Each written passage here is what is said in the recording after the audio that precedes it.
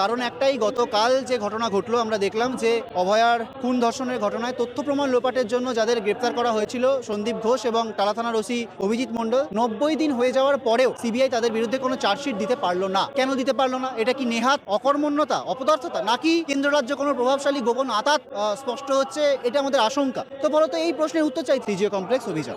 দেখুন, ব্যাক ফুটে মানে একটা আন্দোলন তো সমানভাবে চলতে পারে না। আমরা একসময় অবস্থান বিক্ষোভ করেছি, স্বাস্থ্য ভবনের সামনে আপনারা জানেন লালবাজার অভিযান হয়েছে, ধর্মতলায় অনশন হয়েছে, কিন্তু এরকম টানা কর্মসূচি জুনিয়র ডাক্তাররা চালিয়েই যাচ্ছেন বছরভর, এটা তো সম্ভব নয়। সময়ের নিয়মেই আমরা কাজে ফিরেছি, আমরা বিভিন্নভাবে এই প্রতিবাদী কর্মসূচিগুলো চালাচ্ছি। সেই সুযোগে আজকে আমাদের সেটাই মনে হচ্ছে যে নাগরিক সমাজের স্বর যখন খানিকটা হলেও ধিমে হয়েছে, সেই সুযোগেই আজকে এই জিনিসগুলো ঘটছে। ফলত আরো তীব্রতরভাবে আন্দোলনের পথে আমাদের থাকতে হবে। দেখুন, আমরা সবটাই নিজেদের মধ্যে আলোচনা করছি, কি কি কর্মসূচি হতে পারে, প্রয়োজনে দিল্লি যাওয়ার ক্ষেত্রটাও আমরা বিবেচনা করছি, কিন্তু এই সব কর্মসূচি আমরা নিজেরা আলোচনা করে সিদ্ধান্ত না নেওয়া অবধি আমি তো কিছু বলতে পারবো না। কিন্তু হ্যাঁ, সবগুলো জিনিসই আমাদের মাথায় রয়েছে।